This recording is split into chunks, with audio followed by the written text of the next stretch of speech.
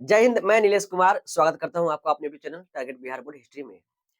आज के क्लास में हम करने वाले हैं इकाई 2 का समाजवाद और साम्यवाद का मुख्य टॉपिक जो कि है कार्ल मार्क्स। इनके बारे में जानेंगे और 1917 की जो बोल्शेविक क्रांति हुई थी, उसके बारे में उसके कारण के साथ जानने वाले हैं। तो मस्त बने रहें और जुड़े रहें। तो आगे बढ़ते हैं। चूँकि बिंदु है कि समाजवादी आंदोलन के इतिहास की एक अत्यंत महत्वपूर्ण घटना थी। 1864 में प्रथम अंतर्राष्ट्रीय संघ की स्थापना, यानी कहने का मतलब है कि 1864 में जो प्रथम अंतर्राष्ट्रीय संघ की स्थापना जो हुई थी ना, ये समाजवादी आंदोलन के इतिहास की एक अन्य महत्वपूर्ण घटना थी, यानी अत्यंत महत्वपूर्ण घटना थी। और कहा भी जा रहा है कि इस संघ की स्थापना, ये स्थापना लिखा हुआ है, मैं यहाँ पे लिख देता हूँ स्थापना, क्योंकि यहाँ पे भी लिखा हुआ आप देख सकते हैं, का श्रेय जो है ना मार्क्स को जाता है, यानी कार्ल मार्क्स को जाता है। देखिए अगला पॉइंट क्या कह रहा है। 14 जुलाई 1889 को पेरिस में एक सम्मेलन हुआ जिसमें 20 देशों के 400 प्रतिनिधियों ने भाग लिया। इसे द्वितीय अंतर्राष्ट्रीय संघ के नाम से भी जाना जाता है। यहाँ से ऑब्जेक्टिव प्रश्न कैसे पूछ जाएंगे, समझने का प्रयास करेंगे आप।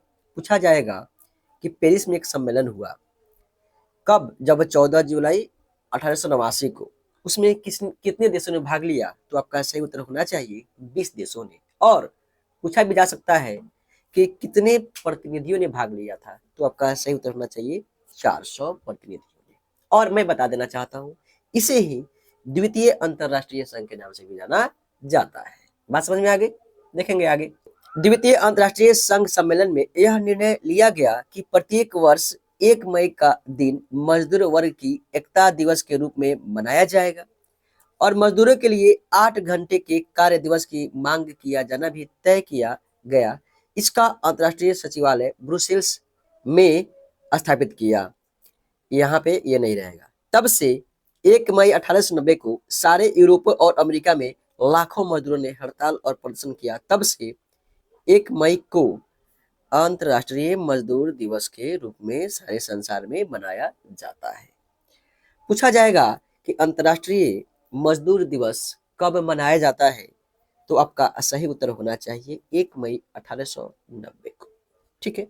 और ये भी पूछा सकता है कि किस सम्मेलन में निर्णय लिया गया था, तो द्वितीय अंतर्राष्ट्रीय संघ सम्मेलन में यह निर्णय लिया गया था। बात यह समझ में आई।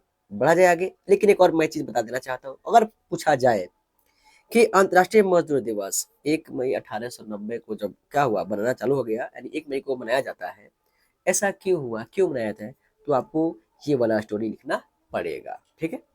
अब अगला पॉइंट है 1917 की बोल्शेविक क्रांति, बहुत ही इंपॉर्टेंट है, ध्यान देंगे आप। 20वीं शताब्दी के इतिहास की एक महत्वपूर्ण घटना रूस की क्रांति थी। कौन सी, तो रूस की क्रांति थी। इस क्रांति ने रूस के सम्राट यानी राजा अथवा जार के एक तंत्रीय निरंकुश शासन का अंत कर मात्र लोकतंत्र की स्थापना का ही प्रयत्न नहीं किया, बल्कि सामाजिक, आर्थिक और व्यावसायिक क्षेत्रों में कुलीनों, पूंजीपतियों और जमींदारों की शक्ति का अंत भी किया तथा मजदूरों और किसानों की सत्ता को भी स्थापित किया। यही है क्या, 1917 की बोल्शेविक क्रांति। ठीक है। यानी कहने का मतलब है कि 20वीं शताब्दी के इतिहास की एक महत्वपूर्ण घटना रूस की क्रांति थी। पूछा जाएगा कि 20वीं शताब्दी के इतिहास की एक महत्वपूर्ण घटना क्या थी, तो आपका सही उत्तर चाहिए रूस की क्रांति थी। इस क्रांति ने रूस के सम्राट अथवा जार के एक तंत्रीय निरंकुश शासन का अंत कर मात्र लोकतंत्र की स्थापना ही नहीं, बल्कि सामाजिक, आर्थिक और व्यावसायिक क्षेत्रों में कुलीनों, पूंजीपतियों और जमींदारों की शक्ति का अंत भी किया तथा मजदूरों और किसानों की सत्ता को भी स्थापित किया। अगला पॉइंट है, रूस की बोल्शेविक क्रांति सही मायने में नवंबर 1917 ईस्वी में संपन्न हुई थी। पूछा जाएगा आपको कि रूस की बोल्शेविक क्रांति जो है सही मायने में कब संपन्न हुई थी, तो आपका सही उत्तर होना चाहिए 1917 में। और इस क्रांति ने एक नई राजनीतिक सामाजिक व्यवस्था साम्यवाद का आदर्श उपस्थित करने के साथ साथ विश्व में सर्वप्रथम सरबराह वर्ग की सत्ता की स्वीकृति का भी प्रयास किया। कोई दिक्कत, कौन से वर्ग, तो सरबराह वर्ग की सत्ता। अब हम बात करेंगे 1917 की बोल्शेविक क्रांति के कारण के बारे में। चूंकि कारण क्या क्या था समझेंगे आप ध्यान से। जार की निरंकुशता एवं अयोग्य शासन, ये भी एक कारण था। कृषकों की स्थिति जो है दयनीय हो गई थी, ये भी एक कारण था। और मजदूरों की स्थिति भी दयनीय थी, यानी मजदूरों की दयनीय स्थिति। औद्योगिकरण की समस्या भी थी। रूसीकरण की नीति का भी समस्या था।